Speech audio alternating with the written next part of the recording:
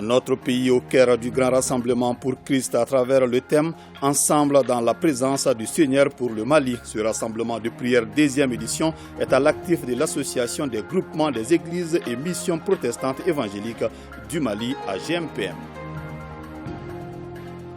Carnet rose, nous irons dans la région de Koulikoro pour assister à la célébration de l'édition 2022 des mariages collectifs du cercle de Banamba et environnant. Cette année, les officiers d'état civil de Banamba ont scellé 137 unions à la fois. La première nuit culturelle de la deuxième édition de la semaine tournante de la jeunesse qui se tient à Tombouctou a comblé toutes les attentes. Occasion pour le ministre de la Jeunesse, émerveillé par la qualité des prestations, d'annoncer la troisième édition qui se tiendra à Niafinké en septembre prochain. La chronique culture et société se penche ce soir sur l'apport des plateformes numériques pour la valorisation et la promotion des acteurs culturels maliens. Avec moi dans ce studio comme invité, le président de l'association des vétérinaires du Mali, Dr Sidiki Konaté, reconduit hier pour un nouveau mandat de 4 ans. Dr Konaté, bonsoir. Bonsoir, c'est tout.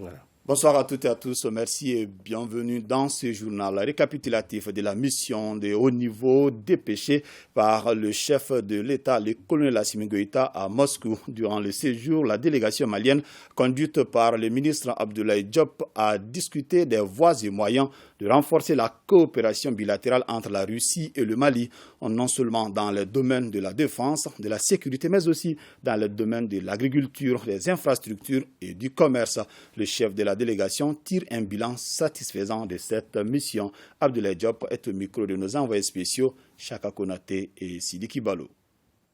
L'objectif essentiel de cette mission, c'était d'abord de venir voir les voies et moyens de pouvoir renforcer le partenariat stratégique qui existe déjà entre le Mali et la Russie, où nous avons une excellente collaboration, ou coopération même, dans le domaine sécuritaire, où les résultats sur le terrain sont palpables et appréciables. Vous savez que la Russie est membre du Conseil de sécurité des Nations Unies et dans ce cadre, la Russie a toujours soutenu le Mali et défendu l'unité du Mali et l'intégrité territoriale du Mali et s'est toujours opposé à des résolutions ou à des décisions qui sont injustes vis-à-vis de notre pays.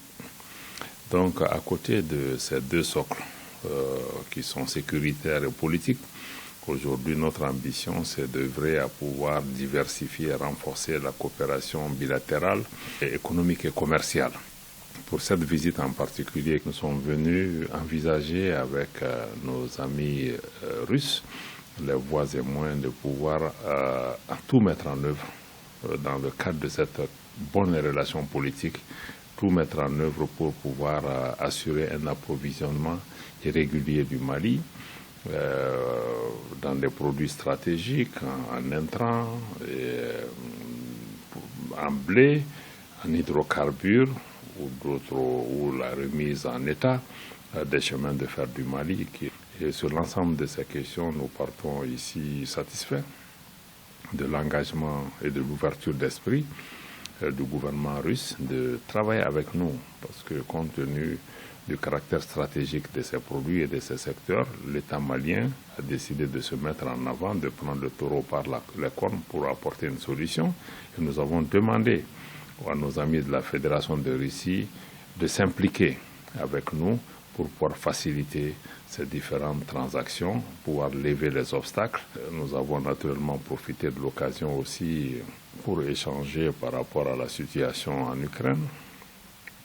Le Mali a indiqué qu'il était important que les différentes parties continuent à privilégier la voie pacifique pour résoudre ces différends et que cette situation doit pouvoir trouver sa solution à travers des actions diplomatiques intenses qu'il faut mettre en place pour pouvoir trouver des solutions et qu'en tout état de cause, le Mali estime qu'il est important que toute solution aussi prenne en compte les préoccupations sécuritaires de la Russie et de la région dans son ensemble. Le Mali a indiqué aussi dans l'échange avec nos amis notre opposition à la politique des sanctions. À l'instant, le chef de la diplomatie malienne, l'association des groupements, des églises et missions protestantes évangéliques du Mali, AGMPEMP, a organisé le grand rassemblement pour Christ, ensemble dans la présence du Seigneur pour le Mali. Tel est le thème de cette deuxième édition de prière. C'était au stade Modibo Keïta sous la présidence du ministre des Affaires religieuses, du culte et des coutumes qui avait à ses côtés le ministre secrétaire général de la présidence, les membres du CNT, le cardinal Jean Zerbo, archevêque de Bamako, l'ambassadeur du Tchad au Mali et plusieurs autres personnalités. Garibou Pérou.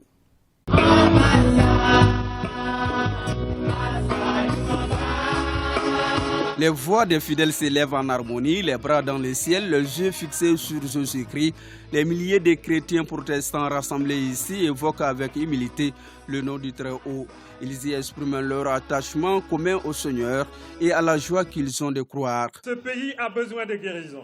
Nous sommes dans la douleur depuis trop de temps. Tout ce que nous pouvons investir pour en sortir en vaut la peine. Que celui qui est le plus élevé n'hésite même pas à se mettre à genoux si c'est le prix qu'il faut payer. Disposons nos cœurs en cela. Le grand rassemblement pour les Christ est chargé de messages, de temps de louanges, de prières et de bénédictions.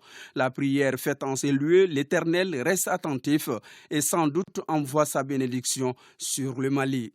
Seigneur, tu es notre haute tour et nous prions contre toutes les menaces à l'intérieur du pays et à l'extérieur de nos frontières. Au nom de Jésus, nous lions le travail des dirigeants étrangers, des terroristes ou des forces du mal qui chercheraient à nuire à notre peuple. Nous prions pour que les plans du mal n'aboutissent à rien. Nous nous opposons à tous les complots dans notre pays, contre notre président ou nos institutions ou contre notre peuple. Prière pour la famille, l'Église et la nation. Notre pays en a besoin, surtout en cette période difficile de son histoire. Regardez tous ces beaux mondes. Allahu Akbar. Le Mali vous aime tel que Jésus nous aime. Vous savez que le Mali, on n'a pas de prix pour cela. Au retour, tout simplement, nous vous disons merci. Et tout pour merci. Nos frères de l'Église protestante ont eu cette belle initiative, nous ont invités, nous sommes venus volontiers pour dire que nous avons la même préoccupation que les quotidiennes. Et ce que nous avons vu, ce que nous avons entendu, puisse le Seigneur lui-même ne pas tenir compte de nos faiblesses, de nos limites, de nos péchés, mais que lui-même il nous considère comme ses enfants, comme ses créatures aimées et exauce nos prières. La face de Dieu retrouvée, le culte commun demande au Père Céleste, avec obéissance, d'étendre son bras puissant pour délivrer les Mali. Oui, délivrer les Malibas de toutes les formes d'épreuves. Les sels de la terre et la lumière du monde, l'association des groupements d'églises et missions protestantes évangéliques du Mali a remis le drapeau national et la Sainte Bible au ministre de tutelle, symbolisant ainsi la poursuite de la marche de la victoire.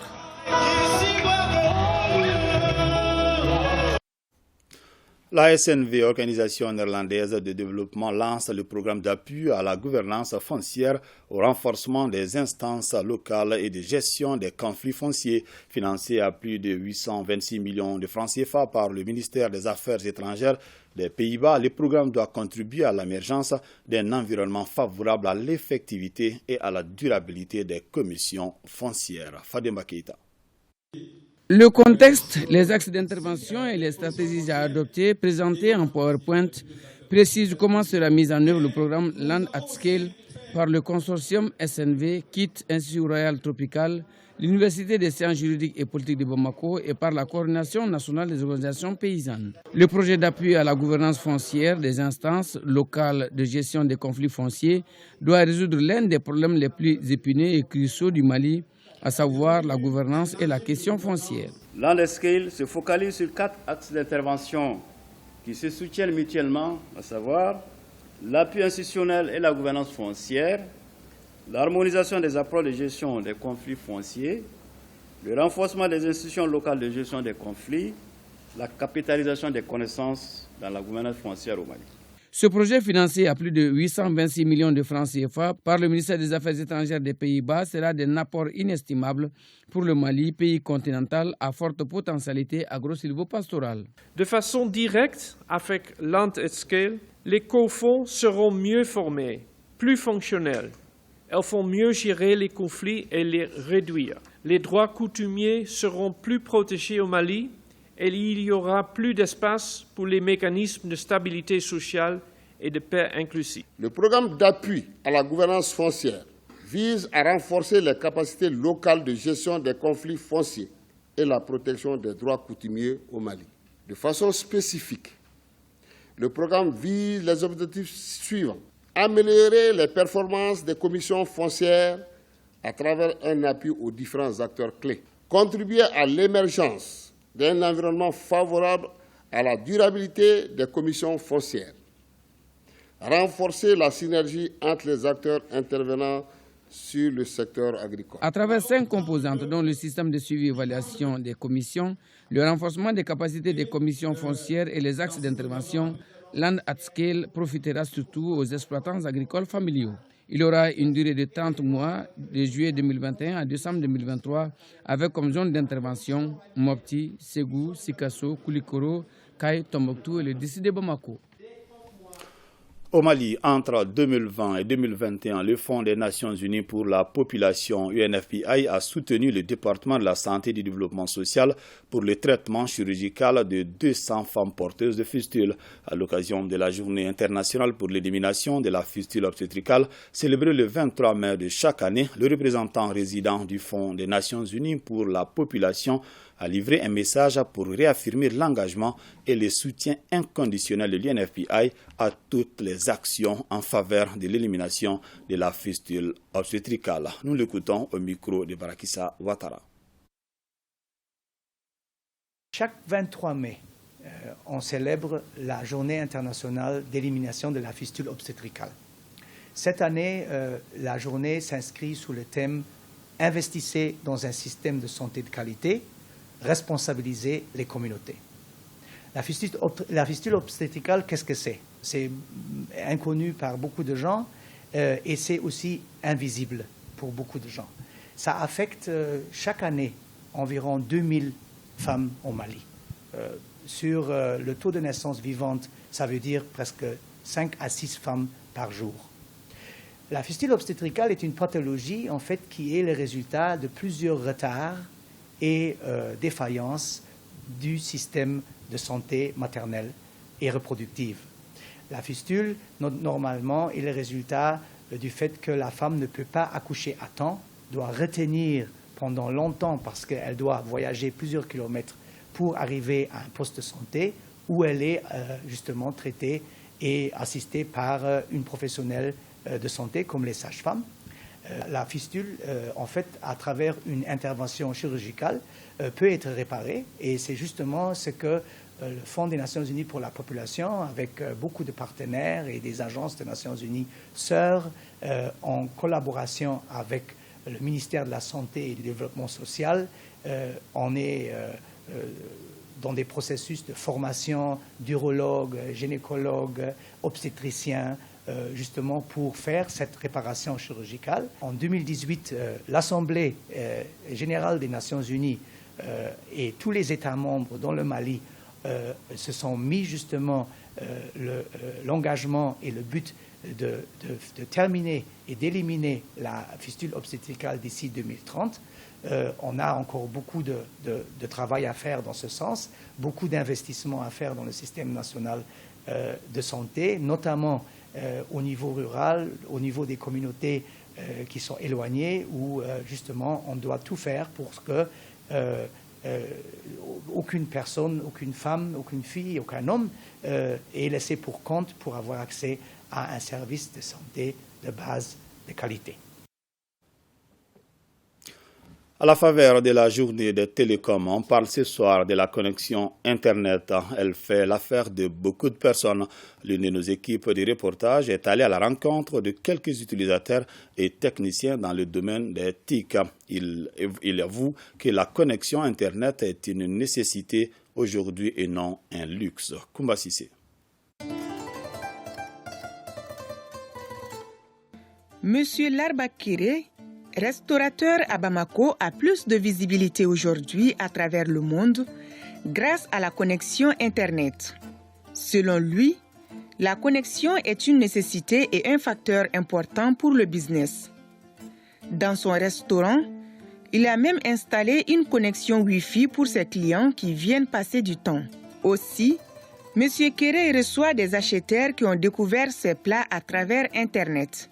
Aujourd'hui, quand tu es sur les réseaux sociaux, c'est-à-dire quelqu'un qui est à Washington, qui est à Hong Kong, qui est je ne sais d'où dans ce monde-là, il sait que le Suba existe. Il y a une dame qui est quittée au Japon parce qu'elle a entendu parler du Suba et du poulet au Sumbala. De l'aéroport, elle a cherché, et quand elle est arrivée, elle a cherché à voir le patron du Suba. Elle dit, ah monsieur, j'ai entendu parler du Suba depuis le Japon. Je suis venu de l'aéroport, je suis venu directement. Alors, dites-moi, votre poulet au Sumbala, là, c'est comment? Je veux manger ça tout de suite. Et quand elle a fini de manger, elle a dit, ah, ça répond à la publicité. Quand on n'a pas de connexion, on est hors de la ligne. Ça nous apporte beaucoup de choses. Il y a des publicités, on peut savoir, il y a des informations. Et je crois que je pense vraiment que c'est une nécessité. Tout comme les précédents intervenants, ce jeune homme utilise la connexion pour recevoir ses cours, mais il se plaint de son coût élevé. Malheureusement, dans notre pays, ici au Mali, l'unité de forfait c'est vraiment cher, comparé à la sous-région. Voilà. Sinon, ça ne doit pas être un luxe. On reçoit la plupart de nos cours aujourd'hui par mail ou par WhatsApp. Voilà. On fait les recherches sur les réseaux comme Google ou sur Opera Mini. Voilà, tout ça, ça nécessite de la connexion. Et quand c'est cher, il y a des gens qui ne peuvent pas avoir accès à des cours ou faire des recherches. Et oui, il est difficile aujourd'hui de se passer d'Internet. Mais qu'est-ce qui fait que le coût est élevé? Parce que nous sommes un pays enclavé. D'où vient l'Internet? Je disais que c'est un ensemble d'ordinateurs mondiaux interconnectés. Comment se fait l'interconnexion? L'interconnexion, c'est des réseaux. C'est aujourd'hui la fibre optique. L'exemple de notre pays, nous sommes entourés par 7 pays. Nous avons 7 frontières. Pour avoir accès à l'Internet, il faudrait que nous tirons des infrastructures pour aller dans un pays voisin comme le Sénégal, dans un pays à travers la Mauritanie pour aller au Maroc, dans un pays comme la Côte d'Ivoire. Donc, il y a des coûts qui sont pris en charge par les opérateurs, qu'on appelle les coûts de traversée. Chaque fois que vous traversez un pays, vous le payez de l'argent. Ce ne sera pas la même chose que quelqu'un qui a une côte.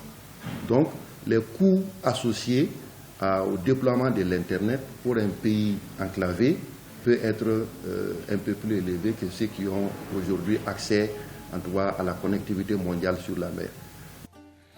L'Agence de technologie de l'information et de la communication AGETIC, dans sa mission de modernisation de l'administration, a mis en place un réseau Internet de l'administration. Nous avons conçu un réseau propre à l'administration qui s'appelle le réseau Internet de l'administration et aussi des contenus.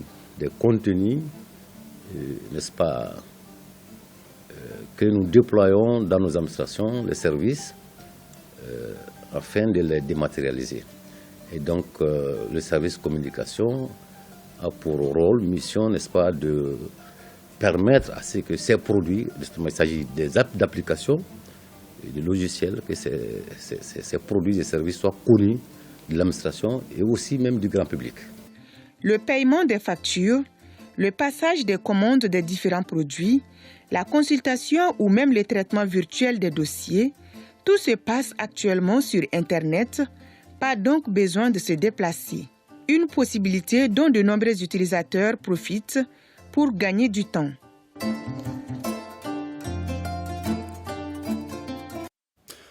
La première nuit culturelle de la 10e édition de la semaine tournante de la jeunesse qui se tient à Tombouctou a comblé toutes les attentes. Nuit spéciale car tous les cercles de Tombouctou ont fait des prestations artistiques. Occasion pour les ministres de la jeunesse, émerveillés par la qualité des prestations, d'annoncer la 3e édition qui se tiendra à Niafinké en septembre prochain. Yaya Tandina. C'est une nuit spéciale culturelle, marquée par des prestations artistiques et de la poésie au cours de cette 2e édition de la semaine tournante des sports, de la culture, de l'artisanat et du tourisme à Goundam, région de Tombouctou. Au rythme du terroir, les jeunes ont fait valoir leur talent afin de mieux gagner la confiance de leur population et surtout dégager les énergies de stress qui leur animaient. Je voudrais vous dire, chers jeunes, le colonel Assimi Goïta, président de la transition, chef de l'État, voudrait vous dire qu'il compte sur vous. Et il m'a chargé d'aller partout pour vous rencontrer. Et je suis heureux de vous rencontrer à Goundam ce soir parce que je suis fier de ce que vous faites. Encadreurs, compétiteurs, tout comme les spectateurs ont été émerveillés par l'occupation scénique des artistes et surtout le thème de cette édition axé sur la culture de la paix. Le brassage ethnique, le brassage culturel des jeunes de la région qui ont fait montre de leur engagement auprès de nos autorités de la transition. Je suis particulièrement heureuse d'avoir participé à ce concours et surtout d'avoir rencontré mes camarades d'autres cercles. Et ce qui m'a le plus marqué, c'est la participation des femmes.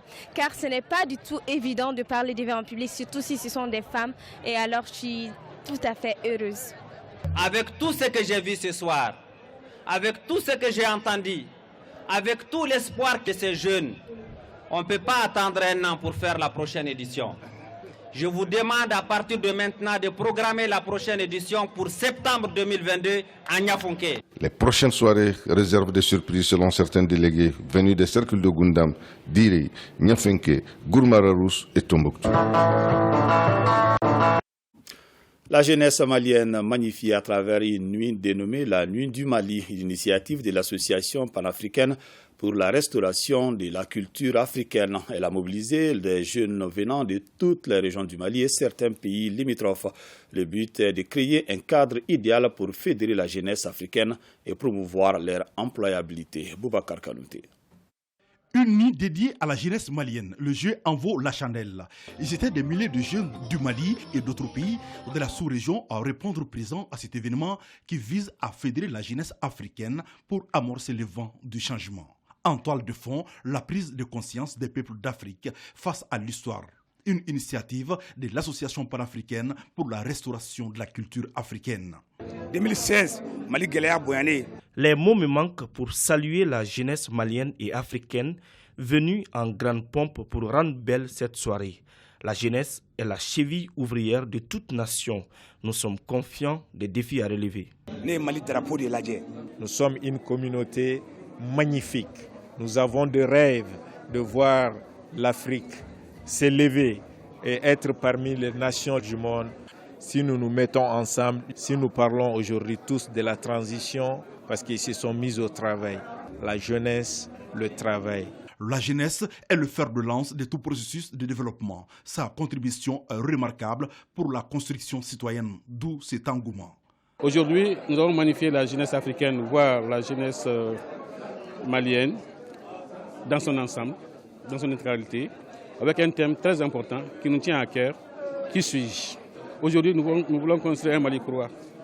Il faut des hommes de valeur, des hommes consciencieux, des hommes qui savent où il faut aller. Comme dit notre adage, si tu ne sais pas d'où tu viens, tu ne sauras pas où il faut aller.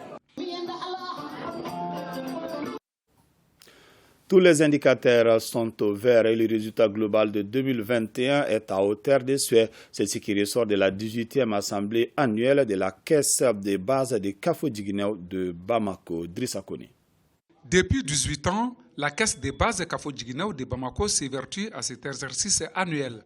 Elle est la plus grande caisse de Kafou-Diguineo avec 28 guichets installés à Bamako, Ségou, Nyono, Kita, Kenyeba, Kai, Oulesebougou, Koulikoro et Kati. Au terme des activités 2021, tous les agrégats sont au vert. Le sociétariat a connu l'adhésion de 3 927 nouveaux membres pour en 2021 pour atteindre 102 804 membres.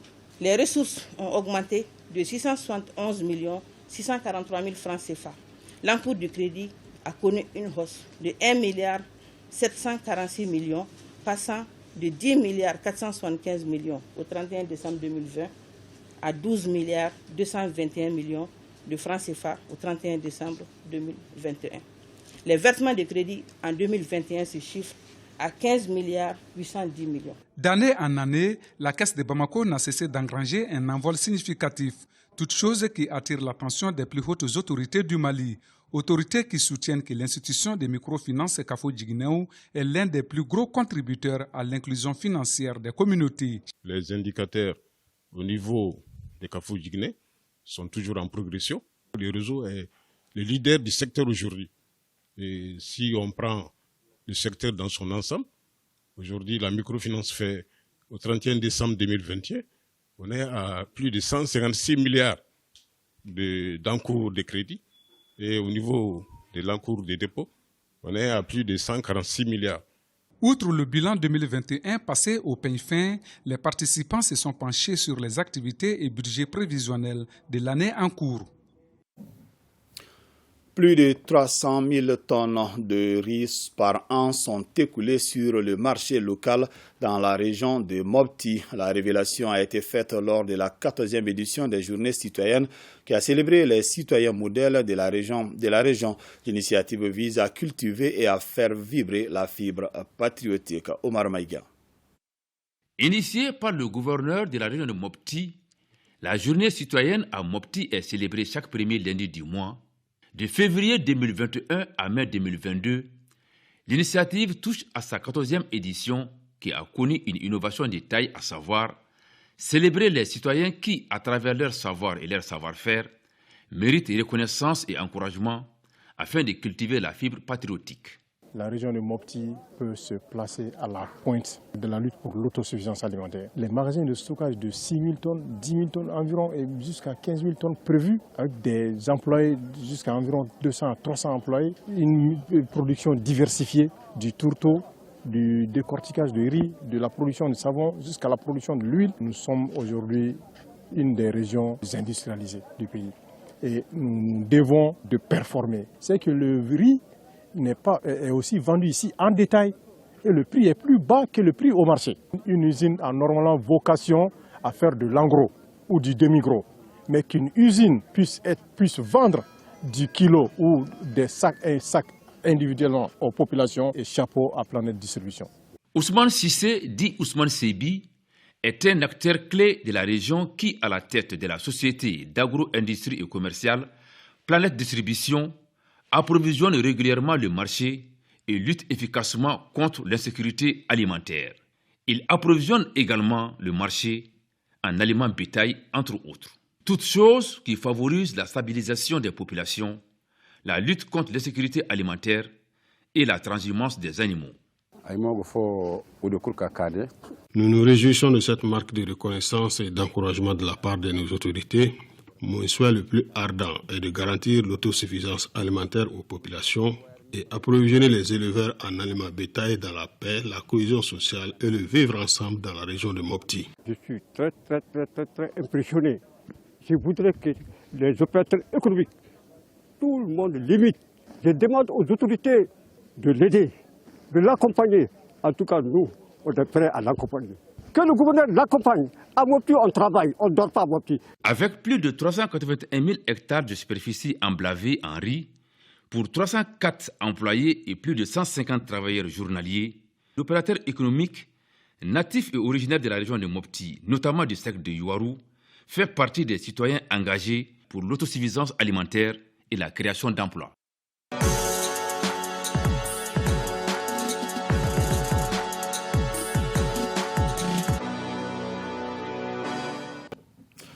On en vient à l'invité de ce journal. Il s'agit du président de l'association des vétérinaires du Mali, Dr Sidiki Konaté. Dr Konaté, bonsoir. Bonsoir. Félicitations pour votre reconduction à la tête de l'association des vétérinaires du Mali. Merci. Alors, ce nouveau mandat de 3 ans, vous le placez sous quel signe? Merci, M. Toungara. Ce nouveau mandat, nous le plaçons sous le signe du renouveau vétérinaire En fait, il s'agit pour nous de réhabiliter l'image du docteur vétérinaire dans le cadre de l'exercice professionnel. Et pour nous, il s'agira donc de développer un véritable professionnalisme à côté des autres acteurs de ce secteur de l'élevage, en accord avec notre vision qui est celle de bâtir une organisation à portée nationale capable de répondre aux multiples défis qui se posent au sous-secteur de l'élevage et de la santé publique vétérinaire. Okay. Aujourd'hui, quel est l'état du cheptel malien d'une manière générale? D'une manière générale, nous pouvons dire, je parle sous le contrôle des services vétérinaires et des services de production animale, nous avons une situation pas très satisfaisante, hein, surtout au plan alimentaire. Nous connaissons aujourd'hui, du fait de la crise qui a réduit la mobilité des animaux, du fait des risques liés à la crise, et avec tout ce qui se passe dans le pays, et du fait de la crise aussi au niveau régional, oui, la mobilité des animaux est très réduite, et sans compter les effets que les feux de brousse et tout ce qui s'ensuit ont pu faire sur le pays, et en termes de ressources végétales, oui, l'état n'est pas très satisfaisant, mais il n'y a pas trop de risques, il n'y a pas trop d'alarmes, puisque la saison hivernale, elle s'annonce déjà. Okay. Alors, vous venez de célébrer la journée mondiale des vétérinaires sous le thème, bien sûr, renforcer la résilience vétérinaire. Alors, quelles sont les raisons qui justifient le choix de ce thème? Ouais. Vous savez, les vétérinaires, depuis fort longtemps, est resté celui qui est au cœur de la santé, non seulement des animaux, mais aussi des humains. Et si vous regardez au niveau international, aujourd'hui, et surtout au niveau international, vous avez beaucoup de maladies nouvelles émergentes.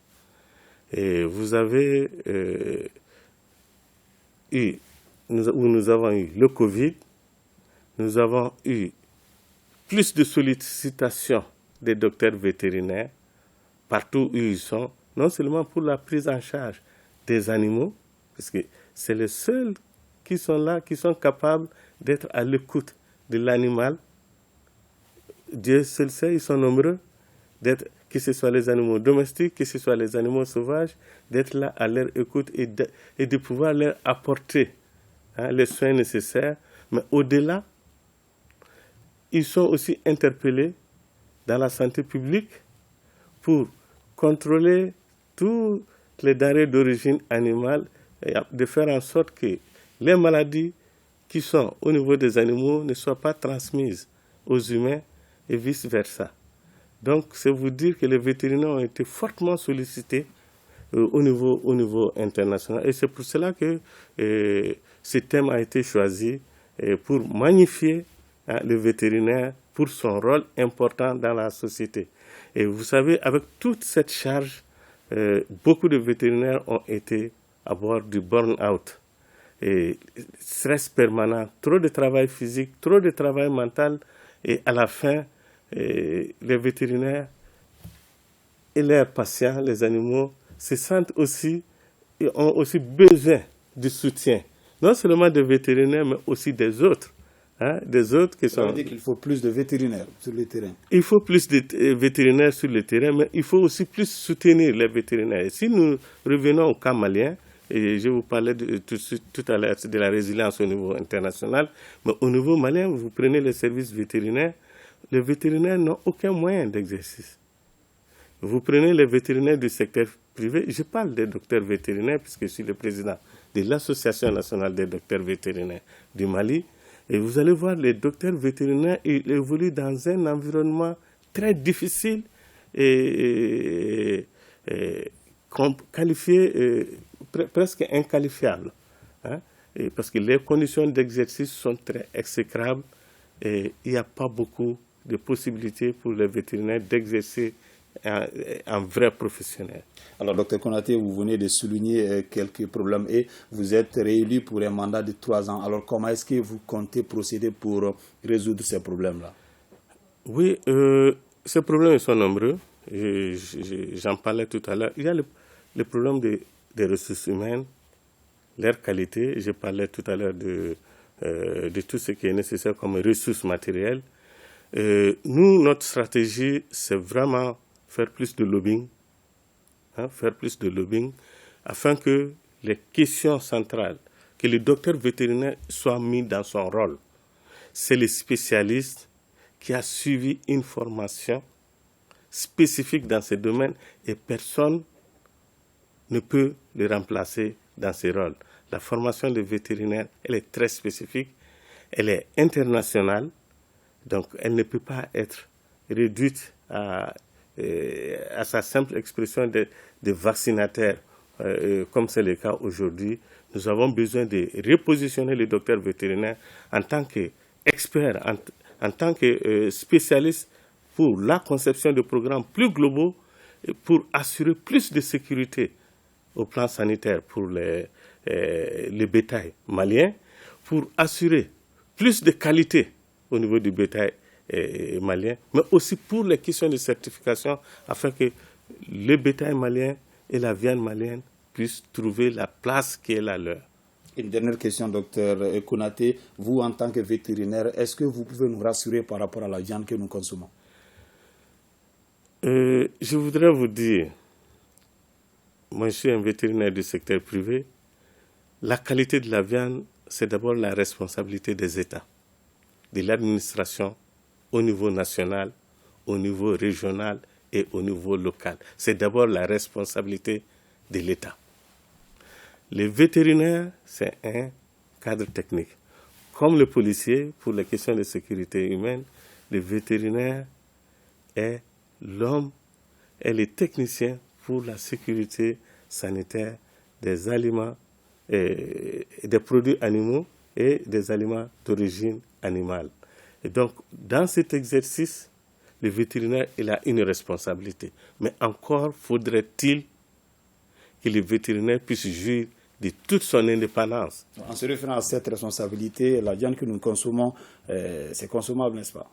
Elle est consommable. Elle est consommable aujourd'hui. L'avantage pour nous, encore, ce qui nous sauve beaucoup, c'est que malgré ce contexte, les vétérinaires, ils essaient ils font le maximum qu'ils peuvent, mais nous avons besoin qu'il y ait un ordre professionnel digne de ce nom des docteurs vétérinaires pour pouvoir mettre les mesures idoines afin que l'exercice soit fait selon les normes comme ça l'est au niveau régional, au niveau international. Docteur Sidiki Konaté, je vous remercie. Je rappelle que vous êtes le président de l'association des vétérinaires du Mali. Merci. Merci. Fin de formation des jeunes migrants de retour au pays sur l'entrepreneuriat jeune dans le cadre du projet Antipelgo. Cette session de formation est initiée par la Chambre de commerce et d'industrie du Mali, l'OIM, avec le soutien financier de l'Union européenne. Ibrahim Kaoukonaté. Durant 5 jours, les jeunes migrants de retour au bercail ont été suffisamment outillés sur les techniques de création d'entreprises. Les avons formés surtout par rapport à la gestion d'entreprise, comment créer son entreprise, comment s'installer, comment gérer la concurrence, comment gérer la clientèle, tout ce qui concerne un peu la création de l'entreprise, nous avons appris tout ça. 30 jeunes migrants de retour au pays bénéficient donc de ce programme de l'Union européenne. On a appris beaucoup de choses sur le commerce. Donc, c'est que sur l'année à venir, on va faire quelque chose qui est mieux, quoi. Moi, j'ai choisi le commerce. Montrer et démontrer qu'il est possible de rester au Mali, dans notre pays, et produire et réussir sa propre entreprise qu'on aura montée et en faire bénéficier d'autres jeunes plutôt que de prendre l'aventure aux conséquences très dramatiques que nous connaissons. Que c'est un espoir pour nous aujourd'hui que ces jeunes soient formés à l'entrepreneuriat, qu'ils puissent réussir à concrétiser leurs idées dans une entreprise et réussir. Le projet Archipelago est une initiative africaine et européenne pour la formation professionnelle. Carnet Rose, nous partons dans la région de Koulikoro pour assister à la célébration de l'édition 2022 des mariages collectifs du cercle de Banamba et environnant. Cette année, les officiers d'état civil de Banamba ont scellé 137 unions à la fois. Envoyés spéciaux à Banamba, Aliou Abdoulaye Touré et Moussa Togo.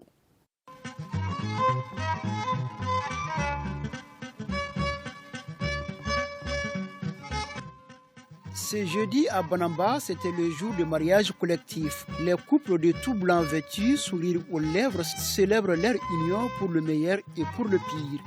Comme le veut la tradition, à la veille, le futur marié se fait le devoir d'une visite nocturne de salutation à sa belle famille. Ce soir, alhamdoulilah, on est venu, c'est la veille du mariage, on est venu saluer les parents de la femme. Bon, c'est la tradition. Le jeudi matin, c'est le grand jour. Au concert des klaxons, les nouveaux couples, accompagnés des membres de leur famille et des personnes qui ne veulent pas se faire raconter l'événement du jour, convergent vers la mairie. Sur place, l'officier d'état civil est déjà à la tâche pour sceller les mariages. Puis, les couples officiellement unis prennent place sous un chapiteau aménagé dans la cour face aux officiels. Je suis parmi les mariés du mariage collectif de Banamba 2022.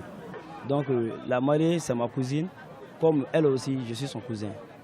Pour cette édition 2022, ils sont au total 137 couples du cercle de Banamba et environnant à célébrer leur mariage.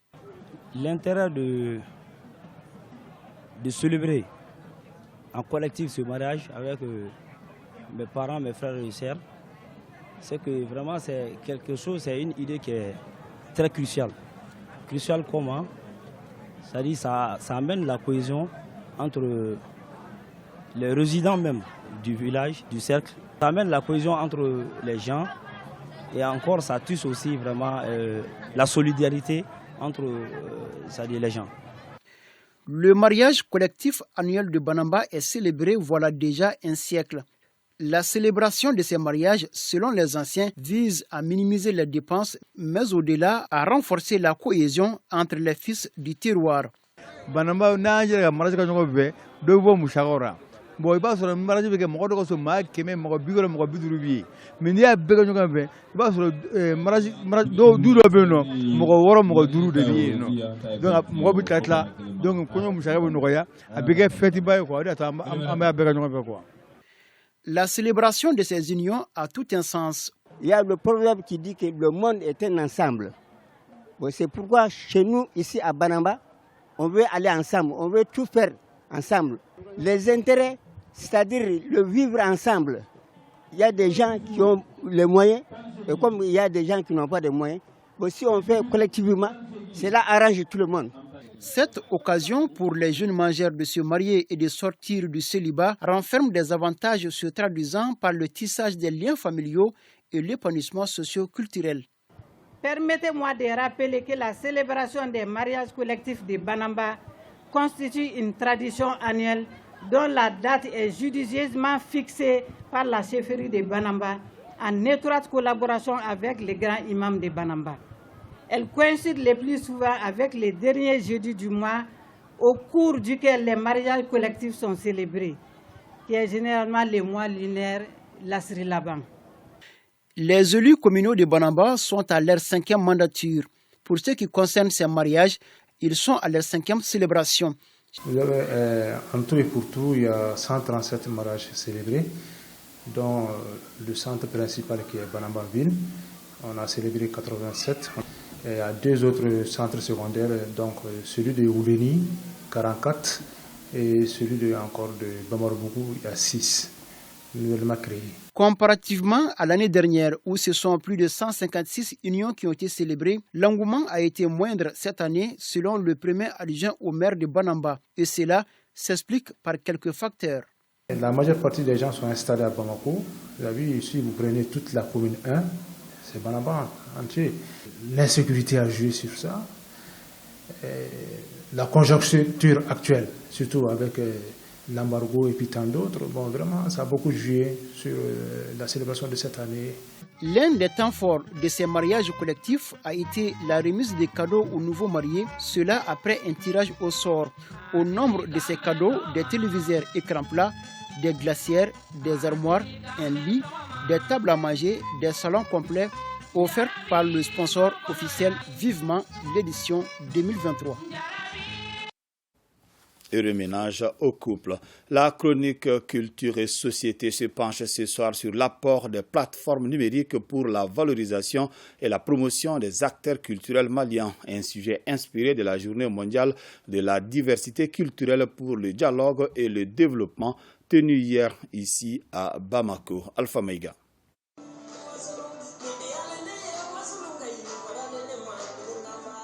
La culture, c'est l'expression sous toutes les formes du concret à l'abstrait, du traditionnel au moderne, de l'analogique au numérique. La culture s'adapte à tout, surtout à un moment où plusieurs contraintes et calamités ont handicapé l'évolution de beaucoup de pans de notre culture. On travaille généralement sur des sites internet et des applications mobiles. Ça, c'est une plateforme culturelle qui s'appelle Connexion Culture. Et on a principalement travaillé sur la partie de l'image de marque. La Direction nationale de l'action culturelle a un gigantesque projet qu'on appelle la plateforme digitale. Nous l'avions dénommé Doniblo, et le vestibule du savoir.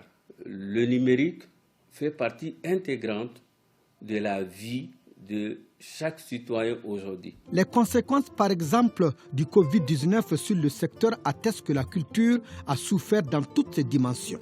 Cependant, grâce à l'ingéniosité des acteurs culturels et aux moyens de plateformes numériques, les répercussions sociales et économiques sont minimisées. Les acteurs ont su tout simplement s'adapter. Le but de la plateforme avec la structure qu'on a mise en place, c'est de faire la promotion des artistes.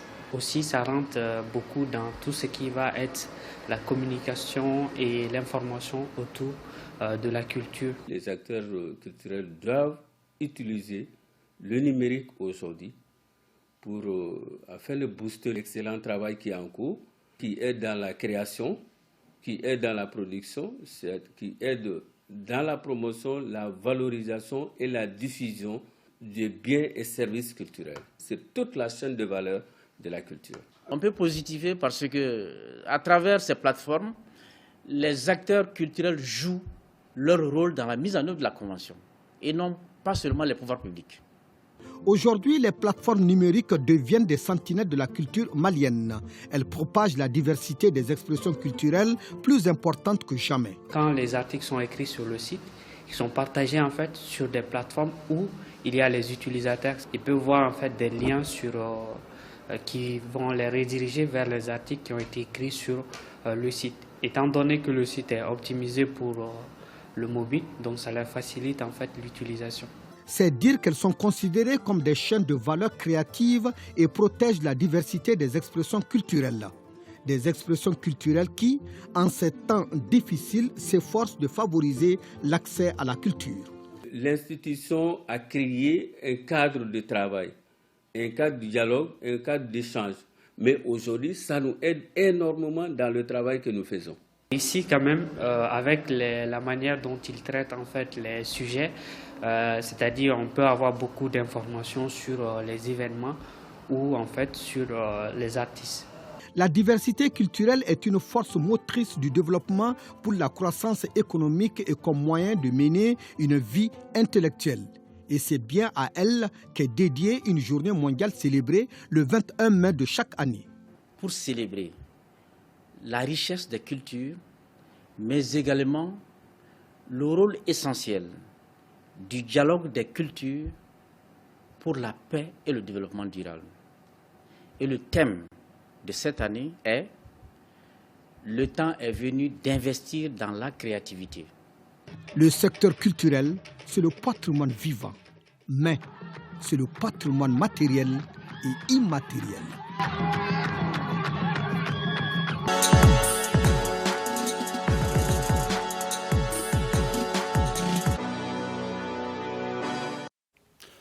Week-end sport avec moi dans ce studio, Abdul Karim Kaba. Bonsoir. Bonsoir Foussine Toukara et bonsoir à tout le monde. Nous allons parler sport et nous allons ouvrir cette page de sport avec la 25e journée du championnat national de Ligue 1 qui s'est poursuivie cet après-midi.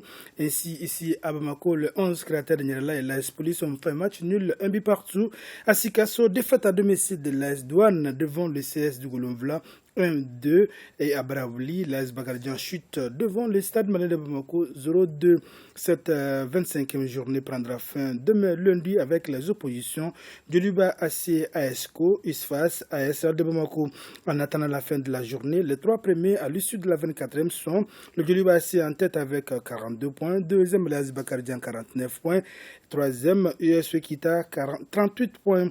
Et en bas du classement, les quatre équipes dans la zone rouge sont l'US Bougouba à la 15e place avec 27 points, 16e CS Dougoulomvla 22 points et 17e l'AS Douane de Sikasso avec 20 points au compteur et la somme ferme la marche avec 19 points au compteur. Basketball à présent, suite et fin de la 5e journée. Un homme, le Tata de Sikasso, a été battu par le Djoliba AC 55-75 chez les dames. À Koutiala, USM tombe à domicile 26-51 devant le Djoliba Athletic Club. Entre autres résultats de cette 5e journée en homme, le Stade Malais de Bamako a battu l'Atar Club de Kidal 50-48 et en dame, l'AS Police gagne devant l'ISFAS 71-47. Volleyball à présent pour terminer cette page des sports. Le tournoi des Askia de beach volley a pris fin ce soir à Gao.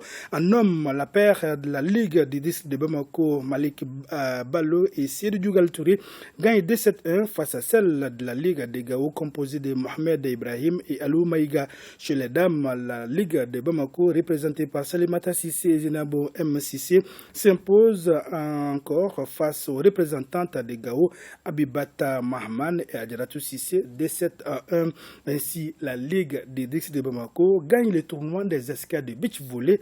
En dames et messieurs, rappelons que le tournoi des Askia de beach volley a été organisé par la Fédération malienne de la discipline en collaboration avec la Ligue de Gao.